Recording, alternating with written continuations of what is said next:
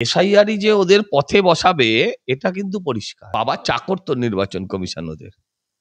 হ্যাঁ, শিক্ষামন্ত্রীকে জানাবে, শিক্ষা প্রতিমন্ত্রীকে জানাবে, হ্যাঁ, তারপর উচ্চ শিক্ষা দপ্তরকে জানাবে, মধ্য শিক্ষা দপ্তরকে জানাবে, কারিগরি শিক্ষা দপ্তরকে জানাবে। তাদের আর কাজ নেই তো। যে বিএলওদের অবস্থা বর্তমানে শাকের করাতের মতন সিভিল ওয়ারের দিকে নিয়ে যাচ্ছে সব কথা বলে। বাংলার মানুষ বলছে জাস্টিস পর চোরকে ধর জেলে পর, লেজ নেই কুত্তার বাগরাজ নাম, এদের এখন সেই অবস্থা হয়েছে। ধর্মতলা থেকে জোড়াসাঁক ওইটুকু রাস্তা হাঁটবে কেন? পায়ে পায়ে হলদিয়া চলে যেতে পারতো। এসআইআরই যে ওদের পথে বসাবে এটা কিন্তু পরিষ্কার। এই এসআইআর যে তৃণমূলের সরকারকে পথে বসাবে এটা আজকে বাংলার মানুষ বুঝতে পেরে গেছে এবং তৃণমূলও বুঝতে পেরে গেছে। তাই বলে তো আর এসআইআর আটকানো যাবে না। এসআইআর তো রাজ্য সরকারের কর্মচারীরাই ট্রেনিং নিচ্ছে, আটকাতে পারলো কই? হ্যাঁ, নির্বাচন কমিশনের নির্দেশে রাজ্য সরকারি কর্মচারীদের বিরুদ্ধে মমতা বলেছিল আমি ব্যবস্থা কিছুতেই নেব না, কিছুতেই কিছু করতে পারবো না, সব ব্যবস্থা নিয়েছে। হ্যাঁ, এসআইআর হচ্ছে, এসআইআর হবে, মমতা ব্যানার্জির ক্ষমতা নিয়ে আটকাতে পারে। কিছু মানুষকে আতঙ্কিত করছেন, এটাই যা দুর্ভাগ্য। আমি বলবো যে শিক্ষা দপ্তরকে না জানিয়ে শিক্ষকদের বিএলও নিয়োগ করেছে নির্বাচন কমিশন, এবং গুরুতর অভিযোগ। হ্যাঁ, বাবা চাকর তো নির্বাচন কমিশন ওদের। হ্যাঁ, শিক্ষামন্ত্রীকে জানাবে, শিক্ষা প্রতিমন্ত্রীকে জানাবে, হ্যাঁ, তারপর উচ্চ শিক্ষা দপ্তরকে জানাবে, মধ্য শিক্ষা দপ্তরকে জানাবে, কারিগরি শিক্ষা দপ্তরকে জানাবে। তাদের আর কাজ নেই তো। মামলা করুক না, টিভির সামনে বকে কেন? বিএলওদের বৈঠকে নিরাপত্তা নিয়ে একদম ক্ষোভ উগড়ে দিলেন প্রশিক্ষণ প্রাপ্তরা। বিভিন্ন রাজনৈতিক জায়গা থেকে চাপ আসছে, সেই নিয়ে কোনো নিশ্চিত আশ্বাস নেই। আমি বিএলওদের পাশে দাঁড়িয়ে একটা কথা বলতে পারি যে বিএলওদের অবস্থা বর্তমানে শাকের করাতের মতন।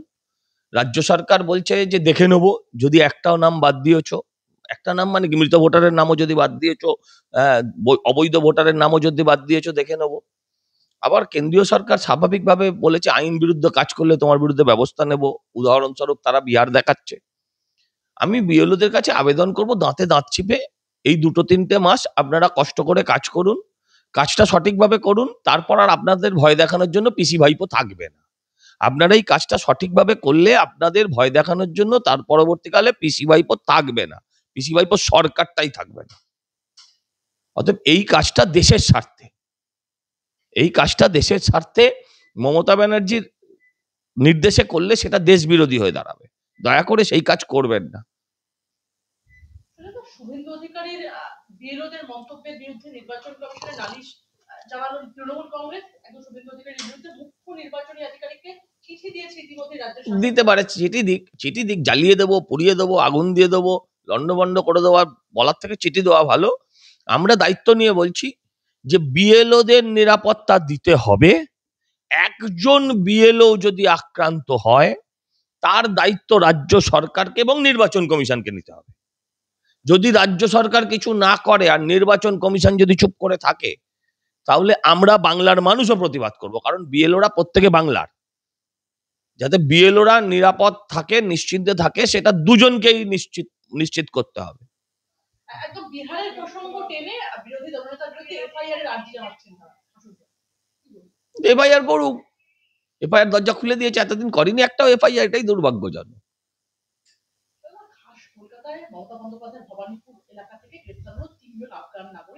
তো মমতা ব্যানার্জির এলাকা থেকে গ্রেফতার হবে না তো আমার এলাকা থেকে হবে? বোকা বোকা কথা। হ্যাঁ, তিনি তাদের আঁকা, মুখ্যমন্ত্রী এদের আঁকা, তো এদের ওখান থেকে গ্রেফতার হবে না?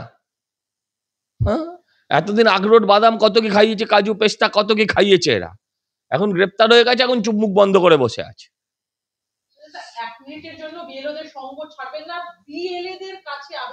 কি অবস্থা ভাবুন, রাজ্য সরকারের কর্মচারী তারা, তাদেরকেও বিশ্বাস নেই রাজ্য সরকারের লোকেদের। 1 মিনিটও সঙ্গ ছাড়বেন না, বাথরুমে গেলে তার পেছন পেছন যাবেন, এই জাতীয় যে কথাবার্তা, এগুলো হাস্যকর। মানে আর কিছু বলার নেই। কোথাও বলছে বেঁধে রাখবো, কোথাও বলছে গাছে বাঁধবো, কোথাও বলছে চাবুক দিয়ে মারবো, আবার কোথাও বলছে বিএলওদের 1 মিনিটও ছাড়বেন না। এর ফল আরো মারাত্মক হবে, সিভিল ওয়ারের দিকে নিয়ে যাচ্ছে সব কথা বললে। কিছু হনুমান আছে যারা এটাকে ফলো করতে শুরু করবে, তার ফলে আরো গন্ডগোল বাড়বে, এবং এই গন্ডগোলের ফলে যেটা হবে, একটা বিএলওরা যদি কাজ করা বন্ধ করে দেয় তাহলে একটা কনস্টিটিউশনাল ক্রাইসিস হবে, আর তার ফলে কি হবে আপনি তো জানেন। সেটা একজন বিএলও যিনি সরকারি নিয়ম মেনে কাজ করবেন, তিনি কোনো মুসলিম অনুপ্রবেশকারীর নাম একদিকে কিভাবে বাদ রাখবেন, এই প্রশ্ন যেমন উঠছে, সেরকম আরেকটা প্রশ্ন উঠছে যে স্বাভাবিকভাবেই তাকে বাদ দিতে হবে, আর বাদ দিলে তৃণমূলের লোক হামলা চালাবে, পুলিশ হামলা করবে, এমন হচ্ছে। কাজ করবে না তখন বিএলওরা, নির্বাচন কমিশন বুঝবে, তখন রাষ্ট্রপতি শাসন করে করবে। বিজেপি জিতলে বাংলা এবং বাংলাদেশের কোনো বর্ডার থাকবে না, রানাঘাটের হ্যাঁ, ঠিকই তো বলেছে, বানা কাঁটা তার থাকবে না। উনি বাংলাদেশে বর্ডার থাকবে না বলেননি, বলেছেন কাঁটা তার থাকবে না। উনি হয়তো সেটা প্ল্যান করেছেন, ওখানে ইটের প্রাচীর করে দেবেন, সিমেন্টের প্রাচীর করে দেবেন, সেটা হতে পারে। অভিষেক বন্দ্যোপাধ্যায় এই মন্তব্যের সাপেক্ষে বলছেন যে বিজেপি দেশের অখণ্ডতায় বিশ্বাসী হলে সংসদের বিরুদ্ধে পদক্ষেপ নেবে। নিক না তো, ও তো আমি তো বললাম কাঁটা তারের বেড়ার বদলে কেউ যদি লোহার পাঁচিল করে দেয় কিংবা ইটের পাঁচিল করে দেয়, তাতে ক্ষতি কোথায়? তাতে যদি সংসদ ব্যবস্থা নেবে। সেটা প্রদীপ করের শেষকৃত্যে হাজির ব্যারাকপুরের সাংসদ পার্থ এবং তার সাথে হাজির ছিলেন পানিহাটির আরে নান্টু ডোম, নান্টু ডোম, নান্টু ঘোষ নয়, নান্টু ডোম। শুনুন, আমি আপনাকে একটা কথা বলি, ওখানে যখনই কোনো অস্বাভাবিক মৃত্যু হয়, যদি অভয়া হয়, তখন তাড়াতাড়ি লাশটা কেড়ে নিয়ে, হ্যাঁ, চুল্লিতে ঢুকিয়ে দাও, বাড়ির লোককে মুখাগ্নিও করতে পারবে না, এমন করবে। আবার ঠিক সেইরকম ভাবে আপনার পাড়ায়, ওর পাড়ায় যদি কেউ আত্মহত্যাও করে, হ্যাঁ, তাহলেও আগে লাশ তখনও টাটকা, শকুন হাজির। লাশ তখনও ঠান্ডা হয়নি, তখনও লাশ গরম আছে, শকুন হাজির। এই সমস্ত জিনিস মানুষ বুঝতে পেরেছে। মানুষ এখন ইয়ার্কি করছে যে চিতাবাঘটা রাস্তায় ধাক্কা খেয়ে, গাড়ির ধাক্কায় মারা গেছে, বলছে ওটাও এসআইআর আতঙ্কে মারা গেছে। এই জায়গায় চলে এসছে, বলছে নাকি ওরা এনআরএস হসপিটাল, নিমতলা শ্মশানে ক্যাম্প করছে, সবার হাতে, ওদের তৃণমূল নেতাদের হাতে হাতে সুইসাইডাল নোট রয়েছে, শুধু রফা দফা হয়ে গেলেই, হ্যাঁ, হাতে গুঁজে দেবে মরার হাতে। রেডি হয়ে আছে ওরা। সেটা অভিষেক বন্দ্যোপাধ্যায়ের জাস্টিস ফর প্রদীপ করে যে স্লোগান, সেই স্লোগান নিয়ে কি বলবেন? ওটাও স্লোগান চুরি। চোর সব চুরি করেছিল, বা স্লোগানটাও চুরি করে, জাস্টিস ফর প্রদীপ কর। হ্যাঁ, বাংলার মানুষ বলছে জাস্টিস ফর চোরকে ধর, জেলে ভর। সেটা বিজেপিকে 50-এ নামাবো, ক্ষমতা থাকলে চ্যালেঞ্জ গ্রহণ করুন বলছেন অভিষেক আচ্ছা, বন্দ্যোপাধ্যায়। আমি নিলাম চ্যালেঞ্জ, জান, আমি চ্যালেঞ্জ নিলাম। ওর সব বাতেলা কথা, ফাঁসি কাটে চড়বো, ফাঁসি কাটে জং ধরে গেল। হ্যাঁ, ফাঁসি কাটে জং জং ধরে গেল। সেই পিডাব্লিউডির লোক, ডেকোরেটরের লোক ফাঁসুরে কবে থেকে দাঁড়িয়ে আছে, ওর অর্ধেক সম্পত্তি বাজেয়াপ্ত করে নিল। কই, সেখানে তো একবার টু শব্দ করলো না, গেল না তো ফাঁসি কাটের ধারে কাছেও। সেটা আপনাদের উদ্দেশ্যে অভিষেক বন্দ্যোপাধ্যায় বলছেন যে আপনাদের ক্ষমতা থাকলে আপনারা এসআইআর করার পরেও তৃণমূল কংগ্রেসের যা ভোটের আসন ছিল, তাহলে তাহলে কেন এই কাজগুলো করছে? আপনার দেখে সবকটা কথা মেলানোর পরে আপনার কি মনে হবে? সবকটা কথা মেলানোর পর আপনার মনে হবে একটা পাগল, এছাড়া আর কি মনে হতে পারে? আপনাদেরকে বলছেন আবর্জনা, এবং বলছেন বাংলার মানুষ সবকটা আবর্জনাকে বঙ্গোপসাগরে নির্ভর করে। ঠিক আছে, কে কাকে বিসর্জন দেয় ভোটের পরে প্রমাণ হয়ে যাবে। হুমকি দিচ্ছেন ফিরাদ হাকিম, তার বক্তব্য যে যদি সিএএ শিবির আয়োজন করা হয়, আমরা বিজেপি এবং নির্বাচন কমিশনের পা ভেঙে দিতে উঁচু হবো। আরে ছাড়ুন তো, পা ভেঙে দেবে, মাথা ভেঙে দেবে, হচ্ছে ভাইপোর সঙ্গে কম্পিটিশন করে বক্তব্য। ভাইপো বলেছে গাছে বাঁধবো, ও বলছে পা ভেঙে দেবো। এরপরে কেউ আসবে, সে বলবে হাত ভেঙে দেবো। পাগল। হ্যাঁ, আরে শোনেন, হ্যাঁ, এরা একটা বাড়িতে, এরা বইয়ের কথায়, বইয়ের ওপরেও কথা বলতে পারে না, বাড়িতে কাজের মাসি এদের কথা শোনে না, এরা একে পা ভাঙবে, ওর ঠ্যাং ভাঙবে, এসব অনেক দেখেছি আমরা।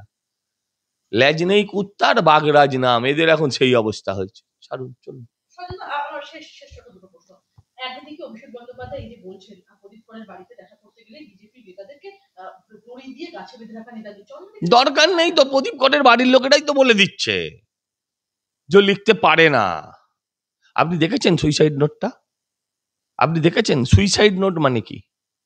সুইসাইড নোট মানে আজকে আমার খিদে পেয়েছে, কালকে আমার পেটে ব্যথা হয়েছে, এটা কি সুইসাইড নোট হলো? সুইসাইড নোটে লেখা থাকবে আমি, আমার মৃত্যুর কারণ। উনি কখনো মৃত্যুর কথা কোথাও বলেছেন সেখানে? আমি আপনাকেও জানতে চাইছি, মৃত্যুর কারণ যে আমি এর জন্য মরছি, আমি আমার স্বেচ্ছায় মরছি, আমার আর ভালো লাগছে না তাই মরছি, আমি প্রেমে আঘাত খেয়েছি তাই মরছি, কোনো না কোনো কিছু তো লেখে। এতে মৃত্যুই লেখি, মৃত্যুর কথাই লেখা নেই। ওটা সুইসাইড নোট কি করে হলো, প্রথম সেটাই হচ্ছে প্রশ্ন। রাজ্যের শিল্প ছবি তুলে ধরতে ধরনের বসছে কনফ্লিক্ট, মুখ্যমন্ত্রীর ডাকে বিনিয়োগকারীদের সঙ্গে। শিল্প? ও, তাহলে ওই কেষ্ট, বালু, তারপরে আরো পার্থ, এদেরকে সব নিয়ে আসবে আর কি, শিল্পের নমুনা। কয়লা চোর, বালি চোর, চুরি তো শিল্প, তোলাবাজি শিল্প, আর কি শিল্প আছে পশ্চিমবঙ্গে? যদি শিল্পই থাকতো তাহলে কি আর এক্সিবিশন করতে হতো? লোক তো 4টে কারখানার নাম বলতো। রাজ্যের শিক্ষামন্ত্রী ব্রাত্য বসু তিনি রোহিঙ্গাদের সাথে তুলনা করছেন নেতাজি সুভাষচন্দ্র বসু। তা এরপরে আর আমি কেন বলবো? আপনি কেন বলবেন না? হ্যাঁ, আমি কেন বলবো? আপনার তো বলা উচিত, প্রত্যেকটা বাঙালির বলা উচিত। ভাবতে লজ্জা করে যে ব্রাত্য বসু সেই কলেজের অধ্যাপক যার ছাত্র আমি ছিলাম। লজ্জা করে আজকে। বলছে আজাদ হিন্দ ফৌজের পথ, রেঙ্গুন, বার্মা, মানে আজাদ হিন্দ ফৌজের সাথে, নেতাজির সাথে, হ্যাঁ, রোহিঙ্গাদের তুলনা করছে। এদের তো ওই যে বলছে গাছে বেঁধে মারা উচিত, ল্যাম্পপোস্টে বেঁধে মারা উচিত, তাহলে এদের সাথে কি করা উচিত? বাঙালি নির্বিকার, বাঙালি নির্বিকার। বাংলার গগদা কোথায়? বাংলা পক্ষ সে কোথায় আজকে? বেটা দালাল পয়সাখোর তৃণমূলের